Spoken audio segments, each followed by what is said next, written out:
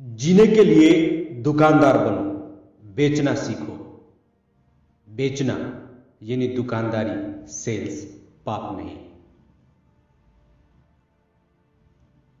धर्मसूत्र 10 का यह सब्जेक्ट थोड़ा सा अजीब लग रहा होगा, लेकिन वास्तव में धर्म हमें कल्पनाओं के समुद्र में गोते लगाने के लिए नहीं छोड़ता। धर्म हमें जीवन की व्यवहारिक बातों को भी बताता है, समझाता है। बेचने में कोई बुराई नहीं है। बेचकर ही चीन, अमेरिका और जापान अमीर देश बने। आप आध्यात्मिक हैं या धार्मिक, समाज सेवी हैं या सर्विस क्लास, या फिर आप वो इंसान हैं जो अपनी जिंदगी में आगे बढ़ना चाहते हैं, संपन्न और सुखी बनना चाहते हैं। आप जो भी हैं, ये बातें आपके काम की हैं। हमारे देश में दुकानदारी, सेल्स, बिजनेस, इन शब्दों को नेगेटिव बना दिया गया है। ऐसा लगता है मानो दुकानदारी करना पाप हो। बेईमानी, छल, कपट का पर्याय दुकानदारी बन गई। दुकानदार शब्द वास्तव में सबसे पवित्र शब्द है। दुकानदार और दुकानदारी से ही दुनिया चल रही है। कोई नेता, पत्रकार या अफसर कुछ गलत करता है तो हम उसे क्या कहते हैं? अरे दुकानदार है। तो क्या दुकानदारी गलत है?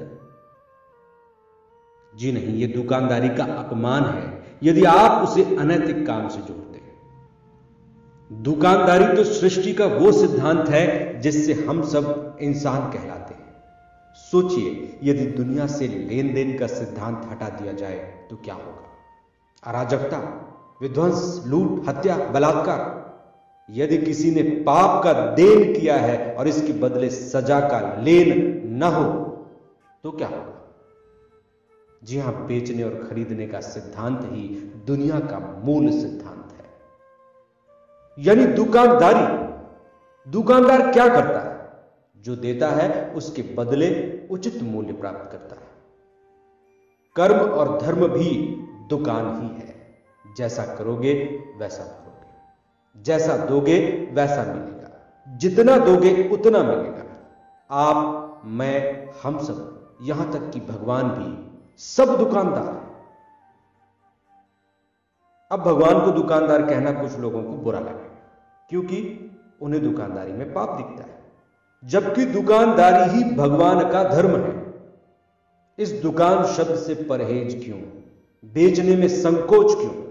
ईश्वर ने हमें इस नियम के रूप में सबसे बड़ी सौगात दी है। जो देश इस नियम का पालन कर रहे हैं वे तरक्की कर रहे हैं। भारत इस नियम की अवहेलना करता रहा है, इसलिए नीचे जाता गया।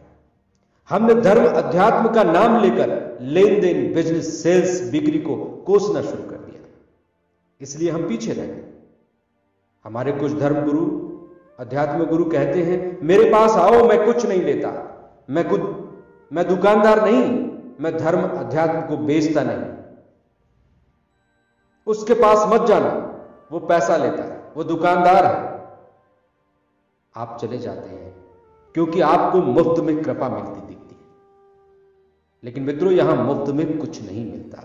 घर और आश्रम तो बाबा जी को भी चलाना है।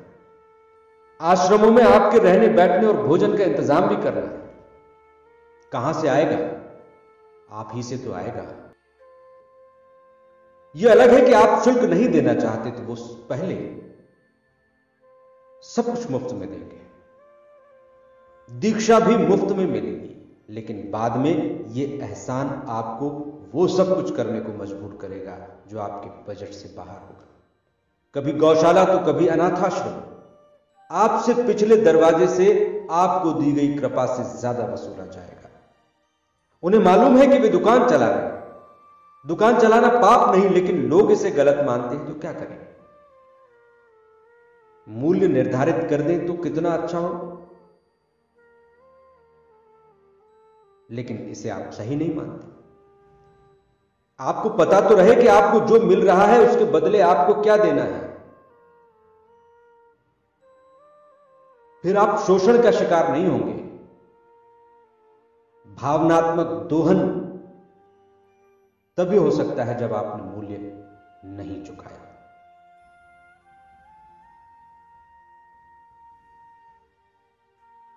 मुफ्त में यहां कुछ भी नहीं।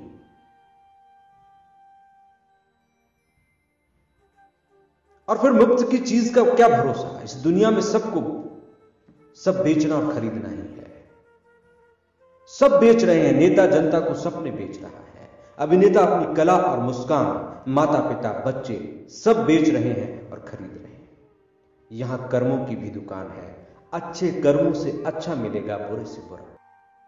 आपके कर्मों का जितना मूल्य होगा उतना ही पुण्य या पाप आपको मिलेगा। इसलिए बेचने से परहेज मत करो। बस बेचो, अच्छी चीजें बेचो। दरिद्रता, गरीबी का सबसे बड़ा कारण बेचने से परहेज है। यदि नौकरी पेशा हो तो पहले अपनी मेहनत से स्किल खरीदो, एजुकेशन खरीदो, कला खरीदो। भले ये सिर्फ पैसे से नहीं खरीदे जा सकते, लेकिन आपका परिश्रम भी तो मूल्य ही है। आज तक जो भी लोग तरक्की के शिखर पर पहुंचे हैं, उन्होंने लेन देन के कुछ नियम बताए। आप अपनी कला, व्यवहार, शिक्षा जो भी बेचना चाहें, उत्साह से बेचें, ईमानदारी से बेचें, अखंडता से बेचें। जो दे रहे हैं उसका उतना ही दाम लें जितनी की उसकी वर्थ है। रिश्ते में हम देते कम है, लेना ज्यादा चाहते हैं। मन से, दिल से, अंदर की गहराइयों से प्रेम, सेवा और समर्पण का देन करें। ऐसा हो ही नहीं सकता कि प्रकृति इसके बदले आपको इसके बराबर का लेन न लेने दे। बच्चे, माता पिता, सास बहू, सब में बराबर का लेन देन होना चाहिए। आप जैसे भी हैं, आज वो आपके पिछले देन का नतीजा है। हम चीन को गालियां देते हैं, लेकिन उसकी तरक्की का कारण क्या है? उसकी बेचने की कला। वो हमें सब कुछ बेच रहा है और हम खरीद रहे हैं। हम क्यों नहीं बेचते? इसलिए क्योंकि हमने बेचने को लेकर हीनता की ग्रंथि पाल रखी है। हमने बेचने और खरीदने को धर्म विरुद्ध करार दिया है, जबकि धर्म शुद्ध लेन देन पर आधारित एक व्यवस्था का नाम है। हम खरीदने को भी बुरा मानते हैं, इसलिए क्योंकि फ्री पर यकीन रखते हैं। खैरात की इच्छा वाले को प्रकृति कैसे संपन्न बना ले। खरीदने बेचने पर जो देश या उसके लोग जब गर्व करेंगे तो तब वो देश तरक्की करे। खरीदने और बेचने से नफरत मत कीजिए, व्यापार कीजिए। जो चाहते हो वही बेचो। बेचने पर शर्मिंदा मत हो। अपनी छोटी से छोटी बेचने योग्य चीजों को भी बेच डालो। हमारे पास प्रेम है, ज्ञान है, वस्तुएं हैं, उन्हें दे दो। यदि आपको सीधे मूल्य नहीं भी मिलेगा तो प्रकृति इसके बदले में आपको इससे अच्छी चीजें देगी। दुनिया के सबसे बड़े देश कौन है? अमेरिका, रूस, चीन, ब्रिटेन, जापान। आज ये कहां है? जहां है वहां इसलिए क्योंकि ये बेचना जानते हैं। गरीब, अविकसित वो हैं जो बेचना नहीं जानते। इस भ्रम में न रहो कि वे लोग महान हैं जो बेचते नहीं। जो लोग सेवा, सहायता, दान कर रहे हैं, वे भी विक्रेता हैं। वो ये देकर आत्मसंतुष्टि खरीद रहे हैं। आत्मा की प्रसन्नता खरीदने के लिए वो अपनी सेवा बेच रहे हैं। हमारा किसान समृद्ध क्यों नहीं है? इसलिए क्योंकि वो उगाना तो जानता है, बेचना नहीं जानता। जो अनाज, सब्जी बाजार में 20 रुपए किलो बिकती है, वो 5 रुपए किलो में बेच देता है। जो शर्ट एक दर्जी 200 रुपए में बनाकर दे देता है, बाजार में उस पर अपना ब्रांड लगाकर अमेरिकी कंपनी 2000 रुपए में बेच देती है। हमारे यहां बेचने को किस तरह हेय नजरों से देखा जाता है। इसका उदाहरण बाबा रामदेव के प्रति लोगों का नजरिया है। बाबा तो दुकानदार है, मानो वो कोई चोर या बेईमान है। बाबा ने 1000 करोड़ कमा लिए, बाबा ने अब 10,000 करोड़ कमा लिए, बाबा अब 20,000 करोड़ का मालिक बन गया। इसमें क्या ऐतराज है? भारत का पैसा भारत की कंपनी के पास जा रहा है, इसमें क्या बुराई है? उद्यमेन ही सिद्ध्यंति कार्याणि न मनोरथय नहीं सुप्तस्य सिंहस्य प्रविशन्ति मुखे मृगा। इस श्लोक में श्री कृष्ण क्या कहते हैं? उद्यम करो, यानी उद्योग, व्यापार, दुकान चलाओ। मुंह खोलकर बैठे शेर को हिरण का भोजन नहीं मिलता।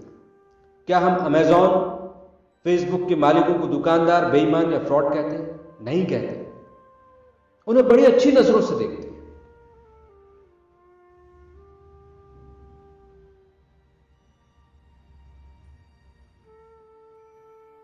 किसी विदेशी व्यक्ति से हम कुछ भी फ्री में एक्सपेक्ट नहीं करते। उनकी लग्जरी लाइफ से हमें जलन नहीं होती, हमें जलन होती है अपनों से। किसी व्यक्ति ने धोती कुर्ता पहन लिया, तब उसको सब मुफ्त में देना चाहिए।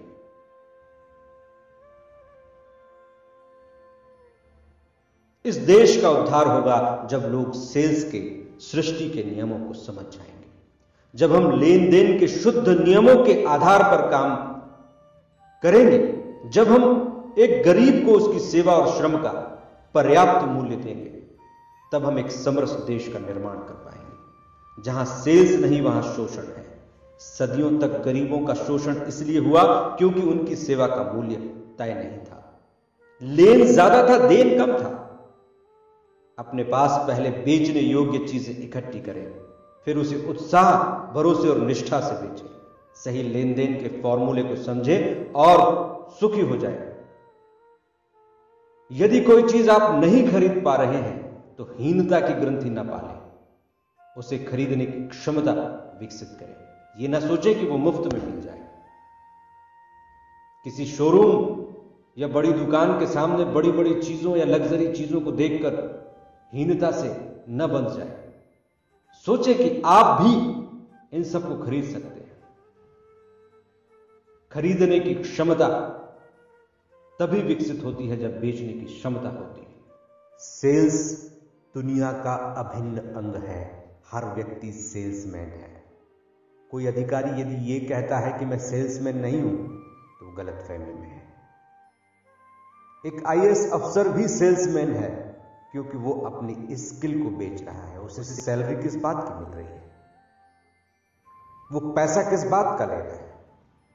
कुछ बेच रहा है, इसीलिए उसे एक फिक्स अमाउंट मिल रहा है। हर नौकरी पेशा सेल्समैन है, हर बिजनेसमैन सेल्समैन है। और यदि आप डायरेक्ट सेलिंग के बिजनेस में हैं, आपको चीजें बेचनी पड़ती हैं, लोगों के द्वार खटखटाने पड़ते हैं, आपको उन्हें फोन लगाना पड़ता है, तो आप अपने आप को हीन मत समझिए। बेचना आपका अधिकार है, बेचना धर्म है। कोई व्यक्ति नहीं खरीद रहा, कोई व्यक्ति इग्नोर कर रहा है।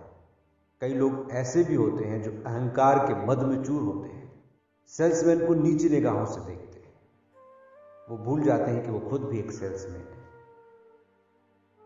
और ऐसे तमाम लोग जिनके पास सेल्स के लिए किसी लड़की या लड़के का फोन आता है, ठीक है, आप उस प्रोडक्ट को, उस स्कीम को नहीं खरीद सकते, नहीं अडॉप्ट कर सकते, लेकिन इसका अर्थ यह नहीं है कि आप किसी के मजे लेंगे, किसी को नीचा दिखाएंगे, उससे बेवजह की बातें करेंगे।